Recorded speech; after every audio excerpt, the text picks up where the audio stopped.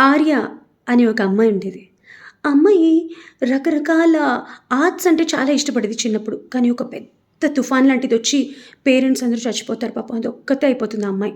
అయితే తను పని చేసుకుంటే గాని పూట గడవని పరిస్థితి. రకరకాల పనులు చేస్తూ ఉన్న జీవనభృతి కోసం, పొట్టకూటి కోసం ఆ అమ్మాయికి ఆర్ట్ అంటే చాలా ఇష్టం కదా! ఆర్ట్ వేద్దామని అనుకునేది. కానీ ఎక్కడ ఆ అమ్మాయికి సామాగ్రి దొరికే అవకాశమే లేదు. ఎక్కడో ఒక మౌంటైన్ ఒడ్డున ఉండేది ఆ అమ్మాయి. అంటే మౌంటైన్ కింద ఉండేదనమాట. అయితే ఆ అమ్మాయి ఏం చేసింది, పాత పిగిలిపోయిన బట్టలుంటాయి గదా! వాటి మీద ఆర్ట్ వేద్దామని నిశ్చయించుకుంటుంది. మరి రంగులెలా?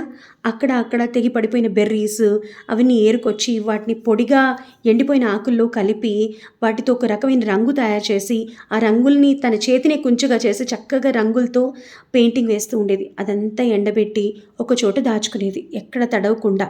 వర్షాలొచ్చే అవకాశం ఉంటుంది కదా మౌంటైన్ ఏరియాస్‌లో. చాలా జాగ్రత్తగా దాచుకునేది. అలా దాచుకుని పెట్టుకుంటూ ఉండేది. ఒకసారి విలేజర్స్ కంటపడుతుంది. ఈ అమ్మాయి చేసిన పెయింటింగ్స్ అవన్నీ. నవ్వుకుంటారు అందరూ. "ఏంటి నీ మొహం? ఏంటి పిచ్చి పిచ్చి గీతలు? అది కూడా బట్టల మీద" అని. ఆ రోజుల్లో అప్పుడు మరి బట్టల మీద కూడా మనం పెయింట్ వేయొచ్చు అనే ఆలోచన వచ్చేది కాదు వాళ్ళకి. పెయింట్ అంటే ఒక క్యాన్వాస్ మీదో, ఒక అట్ట ముక్క మీదో లేకపోతే ఏదో ఒక దాని మీద వేస్తారని అనుకునేవాళ్ళు. కానీ ఆ అమ్మాయి అప్పుడు ఈ బట్ట మీద కూడా వేయొచ్చు మనం పెయింట్ అని ఆలోచన చేసింది. అది కూడా రంగులు నేచురల్ కలర్స్ తయారు చేసింది. ఇది వాళ్ళకేమీ తెలీదు. వాళ్ళకంత అవగాహన లేదు. అయితే అందరూ అమ్మాయిని నవ్వుకుంటూ, తిట్టుకుంటూ "ఆ రంగులమ్మాయి, రంగులమ్మాయి" అని పిలిచేవాళ్ళు.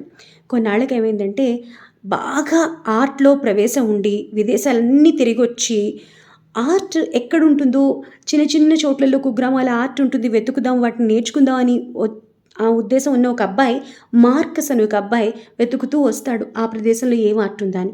ఈ అమ్మాయి స్టూడియో అని నేను అంటున్నా గాని, ఆ అమ్మాయి చేసి పెట్టుకున్న గుట్టపిలికల మీద బొమ్మలేసుకొని పెట్టుకునేదా ప్రదేశం అమ్మాయి బొమ్మలన్నీ చూస్తాడు. "రంగులెక్కడి నుంచి దొరికాయి నీకు? కుంచె ఏది?" అని అడుగుతా. "కుంచె ఏం లేదండి. నా వేలే. బట్టని చిన్న చిన్నగా పిగలగొట్టి దాన్ని రంగు కుంచెగా మార్చి నా వేలుకి చుట్టి వేస్తున్నాను నేను" అని చెప్తుంది. అద్దిరిపోతాడు. "ఇంత అద్భుతమైన ఆర్ట్ నువ్వు వేస్తున్నావు. అసలు నీకెలా వచ్చింది ఈ ఆలోచన" అంటే, "తెలీదండి. వెయ్యాలన్న కోరికతోటి ఇలా ఏదో క్రియేట్ చేసుకొని వేశాను" అని. "నువ్వు ఇక్కడ ఉండాల్సిన దానివి కాదమ్మాయి" అని చెప్పి ఆ అమ్మాయిని విదేశాలు తీసుకెళ్ళి పెద్ద ఆర్టిస్ట్‌ని చేస్తాడు. ఆ తర్వాత ఈవెంచువల్లీ అమ్మాయిని పెళ్లి చేసుకొని చాలా పెద్ద ఆర్ట్ గ్యాలరీస్ పెట్టి లక్షల మందికి ఆ అమ్మాయి చేతి ద్వారా ఆర్ట్ నేర్పిస్తాడు. ఇది ఒక పుక్కిటి పురాణమైన ఒక ఫోక్‌లోర్ అయ్యుండొచ్చు. కానీ ఒక్కసారి ఆలోచించండి. ఆ గివ్ అప్ చేయని మెంటాలిటీ ఏదైతే ఉందో ఆ అమ్మాయిని లేట్ అయినా ఉన్నతమైన స్థితికి తీసుకెళ్ళి నిలబెట్టింది. కాబట్టి గివ్ అప్ చేసే సందర్భాలు చాలా వస్తాయి మన లైఫ్‌లో. రిలేషన్‌షిప్స్‌లో, చదువుల్లో, ఆటల్లో అన్నిట్లో.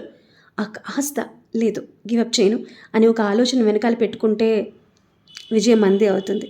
ఈ కథ ఎలా అనిపించింది? నాకు కామెంట్ చేసి చెప్పండి.